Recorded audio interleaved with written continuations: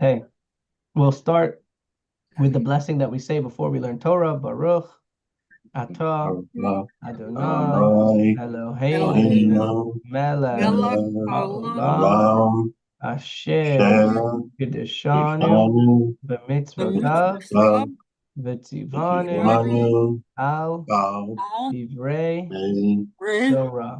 Torah.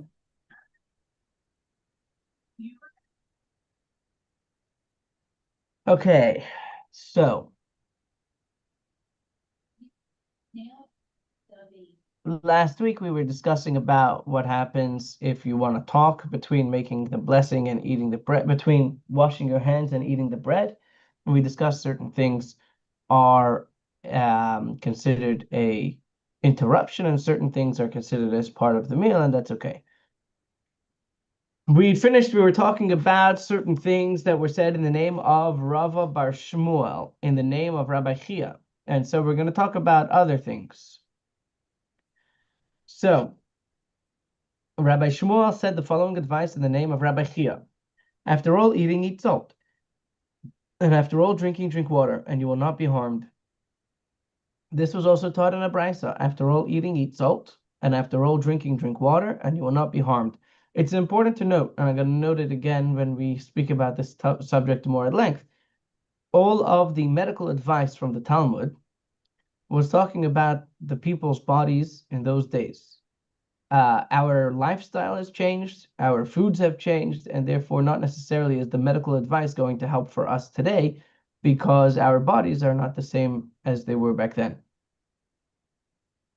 It was taught in another brisa, if one ate food and did not eat salt afterwards, or if he drank liquid and did not drink water afterward, then if it's during the day, he should be concerned for bad breath, and if it's in the night, he should be concerned about diphtheria. On the topic of health, the Gemara cites what the sages taught in a brisa, one who inundates his food with water, meaning if you drink a lot of water, then you will not come to suffer from intestinal illness. The Gemara asks, how much water? Rav Chisda said, 1 jug of water per loaf. I don't know how big their jugs were, but Rav Mari said in the name of Rabbi Yochanan, one who is accustomed to eat lentils every 30 days prevents diphtheria from afflicting his house. The Gemara comments, it says mustard. Sorry? It says mustard. Oh, we're on the top still here. Oh, I see. Yeah, there's mustard also, I guess. One who is accustomed to eat lentils once in 30 days, but good that you're looking. One who is accustomed to eat lentils once in 30 days prevents diphtheria from afflicting his house. The Gemara comments, however, one should not eat lentils every day. What is the reason? Because it is deleterious in that it causes bad breath. And Rav Mari said that Rabbi Yochanan said, when it was accustomed to eat mustard once in 30 days, prevents illness from afflicting his house. The Gemara comments, however, you shouldn't eat mustard every day. And the reason for that is because it has a deleterious aspect to it, in that it causes weakness of the heart. Another health recommendation, Rabbi Chia Barashi said that Rav said, one who is accustomed to eat small fish will not come to suffer from intestinal illness. Anybody here eat sardines? Moreover, eating small fish causes one's entire body to flourish, to grow, and to be healthy. I believe that still today, eating sardines is considered to be a great source of health.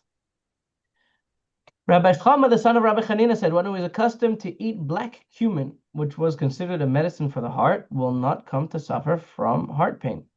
The Gemara raises an objection. Rabbi Shimon ben Gamliel says, black cumin is one of 60 deadly drugs.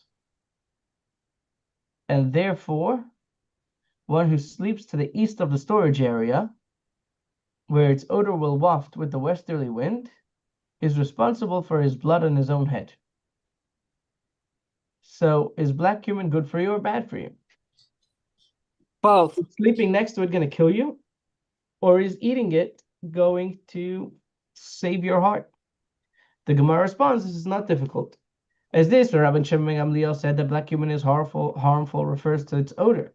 Whereas this, what Rabbi Chama, the son of Rabbi Chanina, was talking about is its taste. The Gemara relates that the mother of Rabbi Yirmiyah would bake him bread and would stick black cumin to it, so its taste would be absorbed, and then she would peel it off so that its odor would not harm him.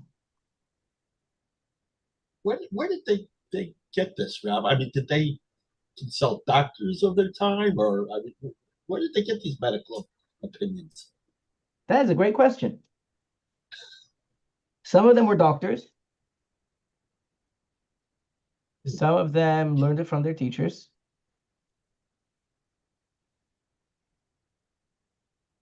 Okay. It's a good question. Rabbi, Yeah. when I was in college, I had a good friend who was from Trinidad, and he was an Olympic runner, marathon runner. Oh, wow. He was in 1976 Olympics, and he used to go on constantly about the benefits of lentils. To him, lentils were the ultimate health food. Very interesting. I guess he didn't die from diphtheria. He's in great shape, no doubt about it. Good. Very interesting. Okay, so lentils apparently still today also are helpful for our bodies.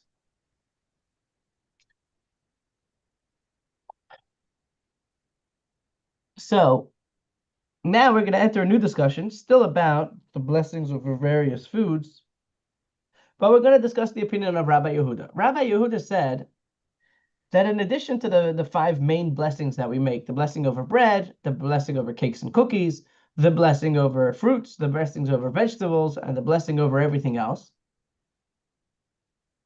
he says that there's also, for every different kind of fruit and vegetable, etc., we make its own blessing.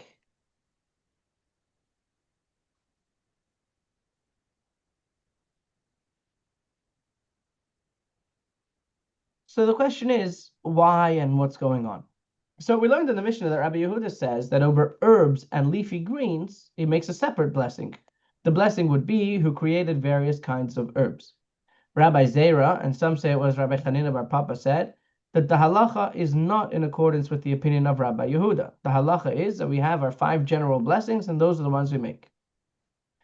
So now, Rabbi Zera, and some say it was Rabbi Chanina bar Papa, said, what is the reason for Rabbi Yehuda's opinion? Why does he say that on every different kind of vegetable, you're going to make a different kind of blessing? So he answers like this. The verse tells us in Psalms, blessed is the Lord day by day. So what do you mean, bless the Lord day by day? The question arises. Is it so that one blesses the Lord by day, but not by night? Are we only blessing God in the daytime and not in the nighttime? What does it mean day by day? Of course we're supposed to blessing him in the nighttime. So what does it mean, bless God day by day? Rather, the verse comes to tell you that each and every day give the Lord appropriate blessings for that day. Every day we wake up in the morning and we say, God, thank you for waking me up today. And my blessings from yesterday do not suffice for today. Which means that everything we do has its own separate blessing. Here too, with regard to the blessings recited over food, for each and every type of food, you should give the Lord appropriate blessings for that type of food.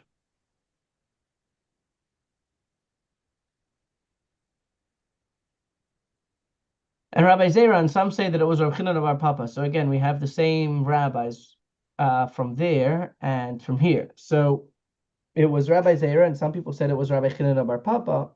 We have another statement that was said by Rabbi Zera, and some say it was said by Rabbi Chinan bar Papa. And they said like this: come and see that the attribute of flesh and blood is unlike the attribute of the Holy One, blessed be He. People and God are different. The attribute of flesh and blood is that an empty vessel can contain things, while a full vessel cannot hold it. The attribute of the Holy One, blessed be He, however, is not so. As if God adds to a person who is a full vessel in terms of knowledge or good attributes, he will hold it. However, a person who is an empty vessel will not hold it. So God can give to a full vessel, but God doesn't give to empty vessels. This is alluded to by the verse where it says, and he said, if you will surely listen to the voice of the Lord your God and do what is right in his eyes. This verse is interpreted homiletically. If you listen in the present, you will listen in the future as well. And if you don't listen now, you won't listen in the future. Alternatively, if you listened to the old, you review what you already learned, then you will listen to the new as well. You will understand the new. But if you turn your heart away and you don't review what you have learned, you will no longer be able to hear. You won't understand what's being taught currently either. New Mishnah.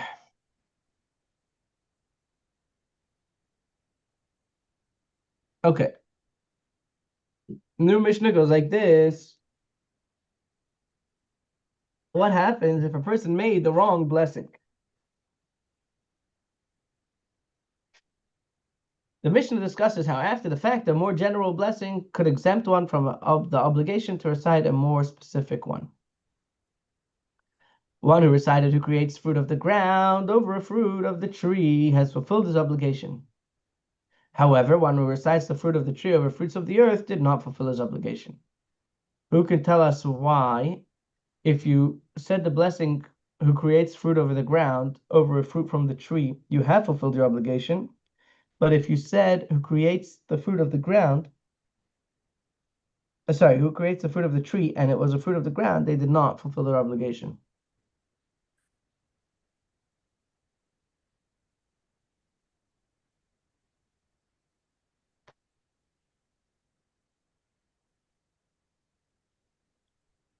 Fruit of the ground is like a bush, berries, that kind Vegetables. of thing. Yeah. Vegetables.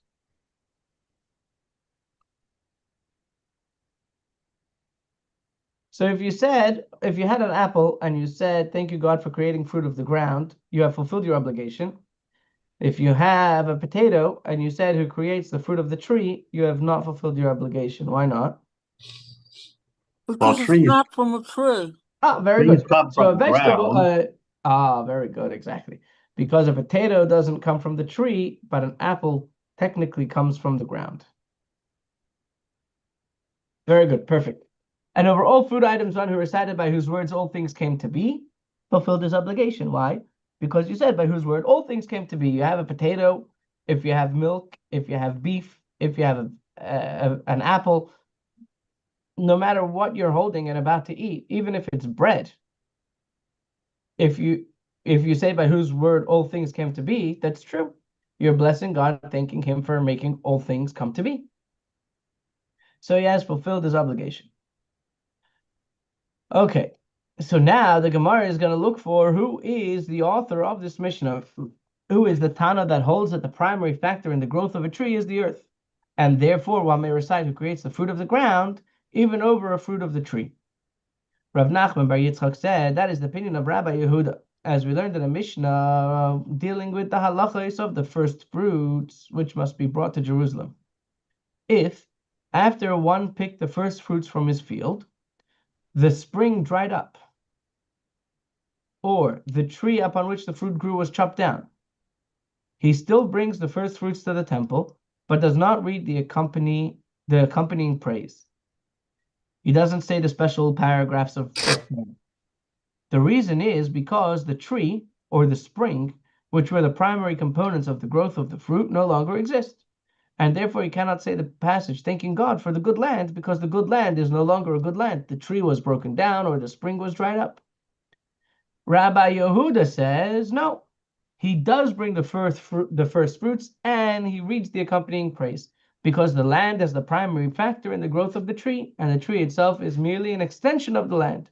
So even if the tree was felled, the land remained intact, and therefore he can make the blessing.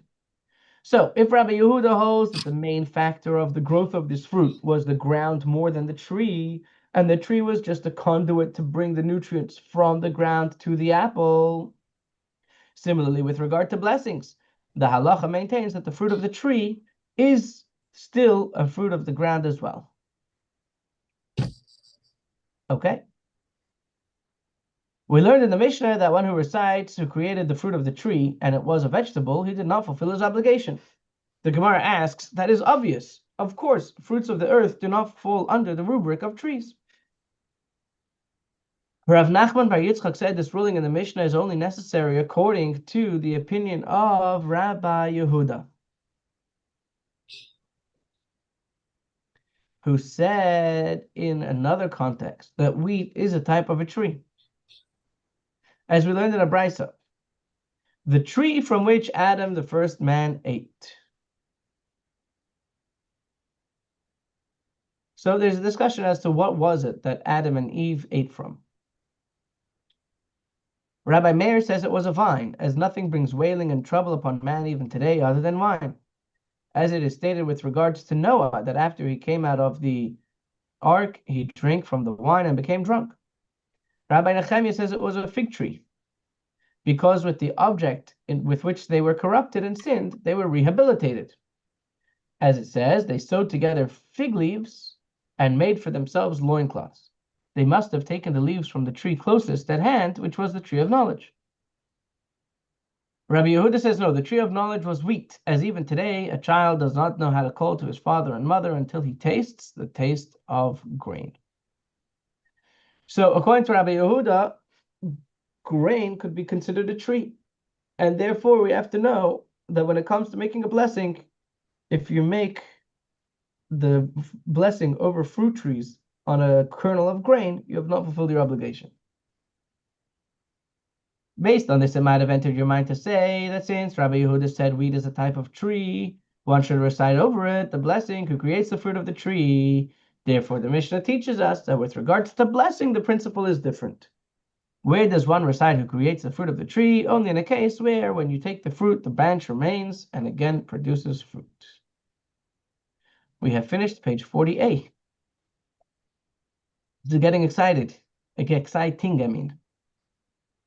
However, in a situation where you pick the fruit and the branch does not remain and again produce fruit, we do not recite the blessing who creates fruit of the tree, rather fruits of the ground. Okay, the end of our Mishnah said, on all food items, if he recited by whose words all things came to be, he has fulfilled his obligation. It was stated that the Amoraim again are the sages of the Talmud, disputed the precise explanation of this Mishnah. Rav Huna said that this halacha, this law, applies to all foods except for bread and wine. Since bread and wine have special blessings, one does not fulfill his obligation by reciting the general blessing by whose word all things came to be. And Rabbi Yochanan said one fulfills his obligation with the blessing by whose word all things came to be, even if it's bread and even if it's wine. The Gemara remarks, let us say that this dispute is parallel to a Tanaitic dispute found elsewhere, as it was taught in a Tosefta. One who saw bread and said, how pleasant is this bread? Blessed is the omnipresent who created it, has fulfilled his obligation to recite a blessing, even though he didn't say the correct verbiage of the blessings. But he saw the bread and he said, oh my goodness, this bread is so beautiful. Thank you, God. May you be blessed for making this bread. He has fulfilled his obligation. One who saw a fig and said, oh, how pleasant is this fig. Blessed is the omnipresent who created it, has fulfilled his obligation.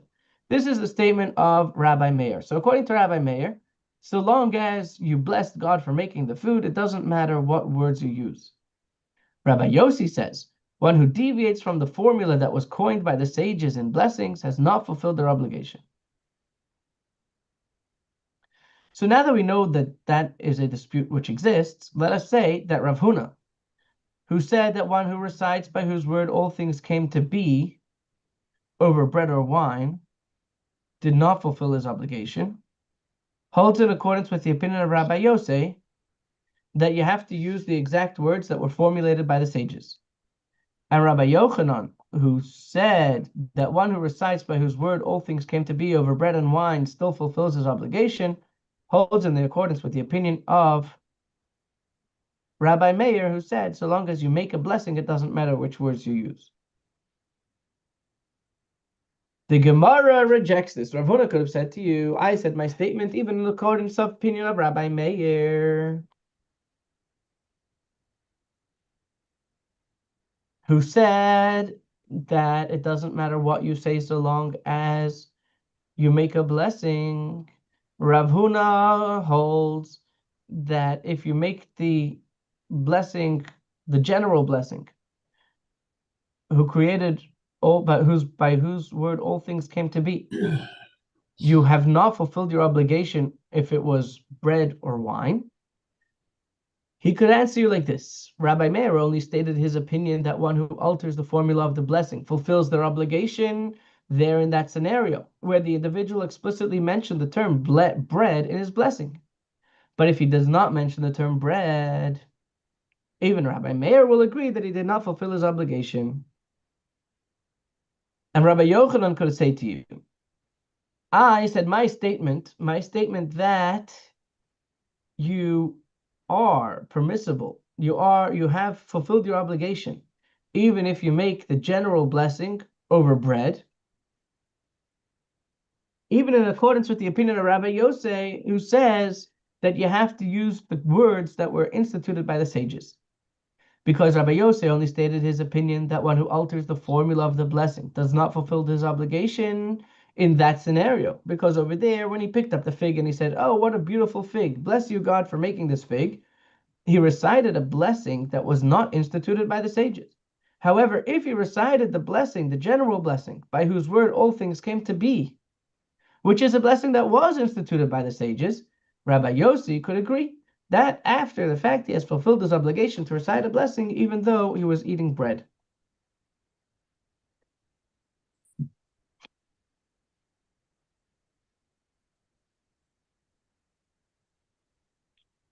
So we have no conclusive answer.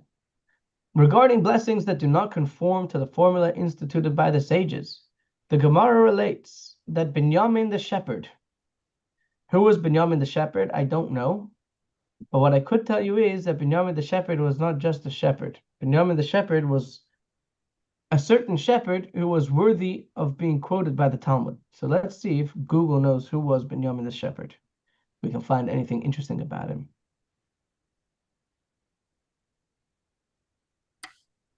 Oh, here we go. I have no idea what this website is.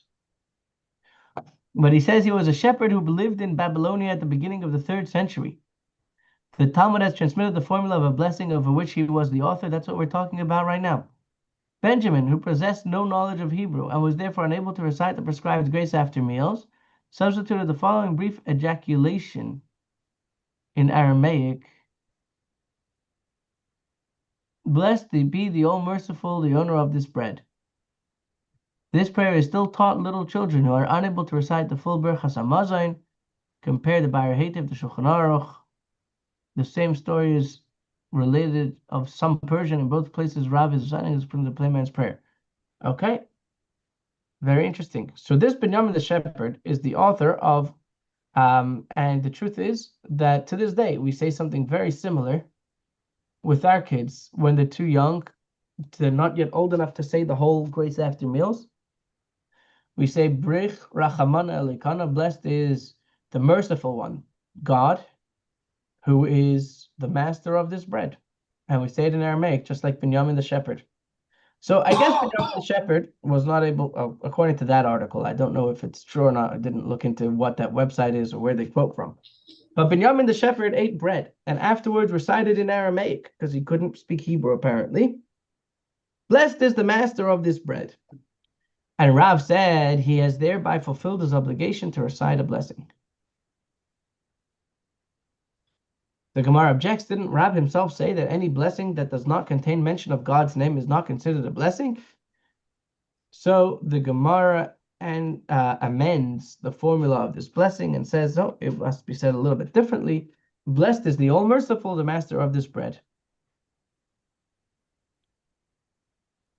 The Gemara asks, but don't we require 3 blessings in grace after meals? How could he fulfill his obligation with 1 sentence? The Gemara explains, what does it mean he fulfilled his obligation that Rav said? It means he fulfilled his obligation of the first one of the 3 blessings, but he still must recite 2 more to fulfill his obligation completely. But for little kids, where it's okay for them to just say 1 blessing, we can say this blessing. So the Gemara asks, if that's the case, that it only counts for 1 of the blessings, then what are we learning from over here? The Gemara answers that although he recited the blessing in a secular language other than Hebrew, he has fulfilled his obligation. The Gemara doesn't like that answer. This remains difficult, as we already have learned this in a Mishnah and Sota, and these can be recited in any language that one understands. The portion of the swearing of the Sota, the confession of the tithes, when a homeowner declares that he has given all the Truma and tithes to the Kohens and the Levites appropriately, the recitation of Shema, the Amida prayer, and grace after meals. If grace after meals is clearly on the list of matters that may be recited in any language, what did Rav teach us? So the Gemara answers, Rav's ruling with regard to Binyamin the shepherd is necessary, as it might have entered your mind to say the permission to recite grace after meals in any language applies only to a case where one recited it in a secular language,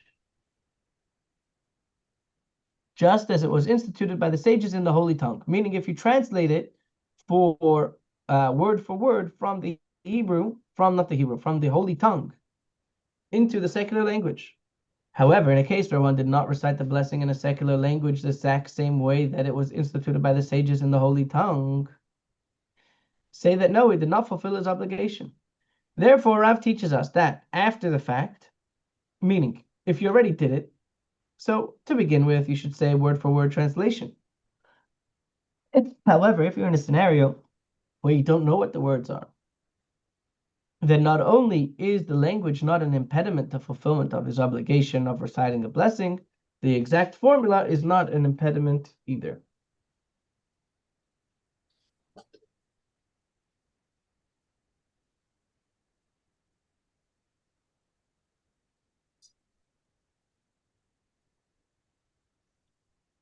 The Gemara considers this matter of Rav's opinion itself and cites a fundamental dispute in that regard. Rav said, any blessing, this is what we quoted tangentially, and now we're going to discuss it. Any blessing that does not contain mention of God's name is not considered a blessing. And Rabbi Yochanan said, any blessing that does not contain mention of God's sovereignty is not considered a blessing. Abaya says it stands to reason with the accordance of the opinion of Rav. And as it was taught in the Tosefta, in the confession of the tithes, one recites, I did not transgress of your mitzvahs. I did not transgress your mitzvot, and I did not forget. The meaning of the phrase I did not transgress is that I did not refrain from blessing you when I separated the tithes. And the meaning of the phrase I did not forget is that I did not forget to mention your name in the blessing recited over it. However, this brisa did not teach that one must mention God's sovereignty in the blessing, only that one must mention God's name. And Rabbi Yochanan would say, amend the brisa. I did not forget to mention your name and your sovereignty in the blessing recited over it, indicating that one must mention both God's name and God's sovereignty. Mishnah. So we've discussed the Mishnah regarding bread. Have we? I think so. We discussed about wine. We discussed about fruits, what's considered a tree and what's considered a fruit. We've discussed about the vegetables. And now we're discussing what happens to all the general stuff that we don't have a specific blessing for. Over a food item, that would be the general blessing, which is the specific blessing for anything that doesn't have any other specific blessing. Over a food item whose growth is not from the ground, one recites by whose word all things came to be. So what are examples of food items which do not grow from the ground? Vinegar. That we're going to get to soon, because vinegar does come from the ground. Vinegar comes from fermented stuff. Fermented wheat, maybe? I don't know. Well, it's an example of a food that doesn't grow from the ground. Besides meat and fish? Fish, what else? Meat. Meat. What else? Eggs, milk, butter, Oh, okay. Yeah. water.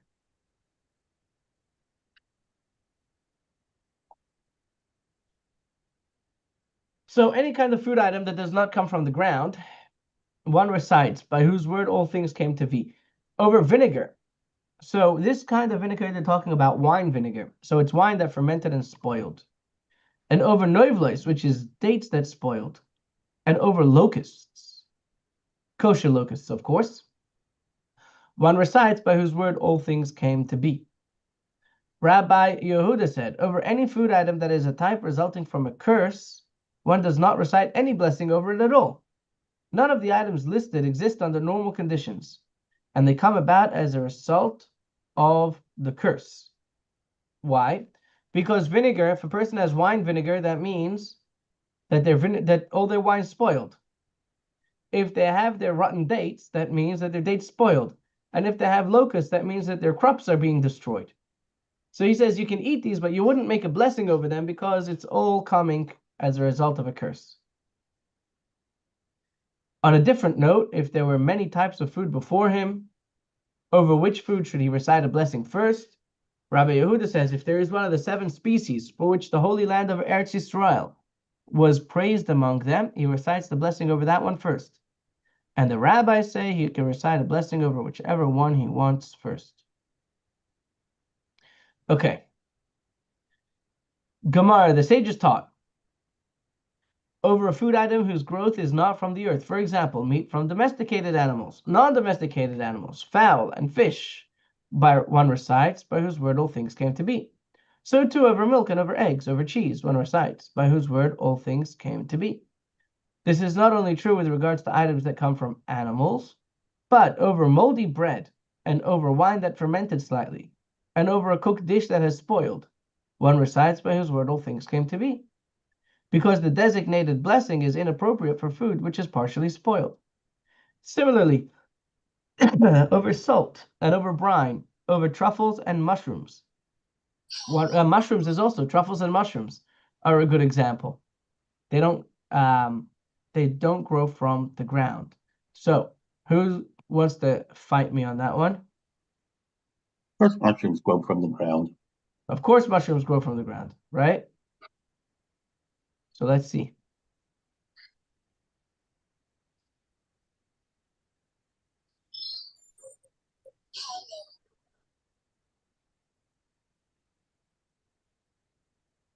Mushrooms grow from fungal spores that thrive in damp, dark conditions.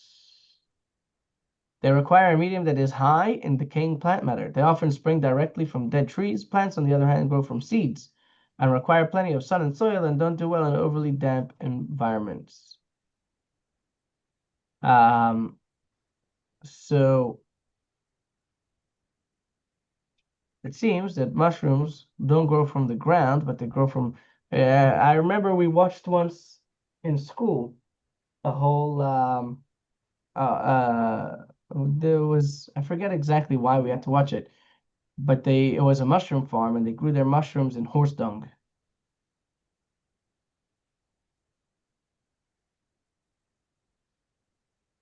So mushrooms have a different category than fruits and vegetables.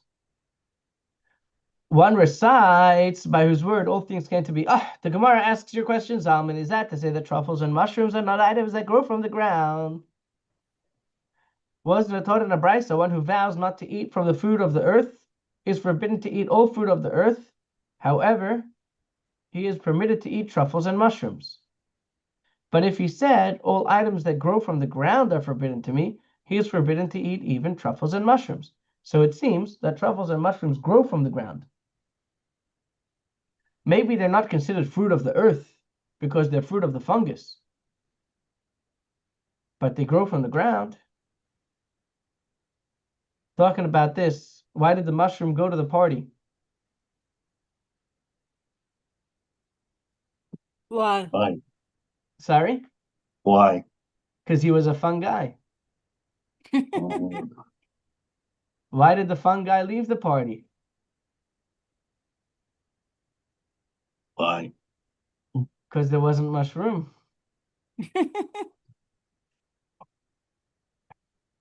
Abaya said, Okay. yes, with regard to growth, they grow from the earth, but with regard to sustenance, they do not draw sustenance from the earth. Okay, the Gemara asks a question that I think you guys are all wondering about. Why is that distinction significant? Wasn't it taught that over a food item whose growth is not from the ground, one recites the blessing by whose word all things came to be? So even according to Abaye, that maybe they don't get their sustenance from the ground, but they do grow from the ground. Mushrooms grow from the ground.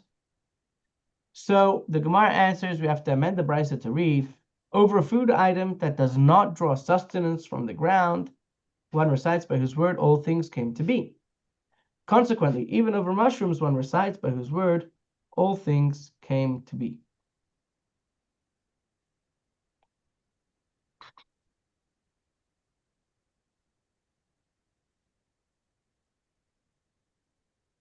Okay. We learned in a Mishnah that over novelot one recites by whose word all things came to be, and the Gemara asks, what does it mean, nobles? It's a kind of dates, but what does it mean? The Gemara responds that the Amoraim, Rabbi Zera and Rabbi Elah, disputed this. One said that the term refers to dates that due to extreme conditions were burned by the heat of the sun and ripened prematurely, and one says that they are dates that fell from the tree because of the wind. So in any case, they are not the best quality dates. We learned later in the Mishnah that Rabbi Yehuda says, over any food item that is a type resulting from a curse, one does not recite a blessing over it at all. So granted, according to the one who said that nobles are dates that were burned by the heat of the sun, that is the reason he considers them a type of curse. However, according to the one who said that nobles are dates that fell off from the wind, why is that considered a type of curse? Dates that fell off the tree are no worse than dates that you picked from the tree. The Gemara reconciles that Rabbi Yehuda's statement was about the rest, like vinegar and locusts, but not about the novlos. Some say that the Gemara raised the question differently. Granted, according to the one who said that nobles are dates burned by the heat of the sun, that is the reason that we recite over them by whose word all things came to be, because they are of inferior quality. However, to the one who said that nobles are the dates that fell because of the wind, should we recite over them by whose words all things came to be? We should recite who creates the fruit of the tree. Rather, the conclusion is with regards to novlois unmodified. Everyone agrees that they are dates that were burned by the heat of the sun. When they argue is regard to dates known as novlois tomorrow, with the adjective tomorrow. As we learned in a Mishnah concerning the laws of doubtfully tithed produce, demai, that we don't know if the tithes were taken from them or not. Although under normal circumstances, fruits that come into one's possession by means of an am ha'aretz. Am ha'aretz is someone who is not careful about the laws of tithing. So if you get fruits from them, you must tithe them due to the concern perhaps the am ha'aretz failed to do so. The following fruits of inferior quality are lenient with regards to demai, and one need not tithe them, and those are shitin, rimin, uzradim, benois shuach, benois shikma, gufnin, nitzpa, and novlos tamara. So we see over here that it's specifically included as novlos tamara. So what are all of these plants? Shitin, Rabbi Baruch Hana said in the name of Rabbi Yochanan that it's a type of frig. Rimin is a lot. Uzradin are crab apples. Benois shuach, Rabbi Baruch Hana said that Rabbi Yochanan said that is considered that is white figs. Benois shikma, Rabbi Baruch Hana said the name of Rabbi Yochanan, they are the fruit of the sycamore tree. Gufnin are the last grapes which remain on the tree at the end of the season. Nitzpa are the fruit of the caper bush. Nobles Tamara, Rabbi Elah, and Rabbi Zera disagreed. One said that they are dates burned by the heat of the sun, and one said that they are dates that fell because of the wind. So this argument is only when it's called novlot Tamara. But if it's just called novlot, then it is dates which were burned by the heat of the sun, and they were ripened prematurely, and they are inferior quality. Anyways, over here too, when we were talking about that brisa, the Gemara asked that according to the one who said that nobles tamara is dates burned by the heat of the sun, that is the reason why it was taught about them, that their halachas are lenient with regards to demai, meaning that it is those with regards to which there is uncertainty. Whether or not they were tithed, they are exempt from being tithed. However, if we know for sure that they were not tithed, of course you have to tithe them. However, according to the one who said that nobles tamara are dates that came off because of the wind, this is difficult. If you know for sure that they were not tithed, are you obligated to tithe them? They are ownerless if they fell down from the wind. And ownerless produce is exempt from the requirement to tithe. So the Gemara says, what are we talking about here? We're talking about that he took all the dates that fell and made them into a pile, just like a pile of threshed grain, signifying that the produce is a finished product. As Rabbi Yitzchak said, in the name of Rabbi Yochanan, in the name of Rabbi Eliezer ben Yaakov, even gifts to the poor, such as the gleanings, the stuff that fell, the forgotten sheaves, and the produce of the corners of the field, which are normally exempt from tithes, if a poor person gathered them and made them into a pile of threshed grain, then by rabbinic law they are rendered obligated in tithes, and in that case only the mai would be exempt from tithes. However, if you put it into a pile, then it would be necessary to tithe them. Can we continue for one more minute to finish this part of the discussion? Mm-hmm. Thank you. Some say the discussion was as follows, and we have now finished page 40b. We're making progress. Granted, according to the one who said that Nobles tomorrow are dates that fell down from the wind, that is why here when our Mishnah speaks of ruined dates, it calls them Nobles unmodified. And there where it speaks of those that fell because of the wind, it calls them Nobles tomorrow. However, according to the one who said that Nobles tomorrow are dates that were burned by the heat of the sun, it should have taught in this Mishnah here, and that the Mishnah over there, Nobles tomorrow, or taught this one and that one just Nobles unmodified. The use of the different terms indicate that these two Mishnahs are discussing different items. No answer was found to this question, and the Gemara notes that indeed, according to the one who says that Nobles tomorrow are also dates burned by the heat of the sun, it is difficult. But according to the one who says that over here in our Mishnah, Nobles means dates that were burned by the sun, and therefore it's a curse, and Nobles tomorrow is dates that fell down, then it makes sense, and we can explain why the two Mishnahs are different. Thank you all for joining. Thank you. And please join us tomorrow. I think it's a Rosh Hashanah class tomorrow. I'm going to send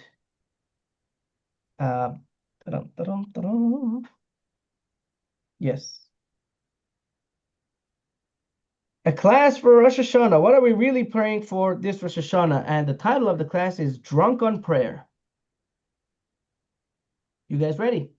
Yes. Hey, Did you get the email with the information for the high holiday services? when did you send it? Sent it yesterday. I'll send you a text message as well with the link, Zaman and Chaim. And we're looking forward to seeing you guys. Okay. And Bela Esther, if you can make it, we'd love to see you as well. Thank you. And we see you all tomorrow at 11 a.m. for getting drunk on prayer. Okay. Take care. All the best.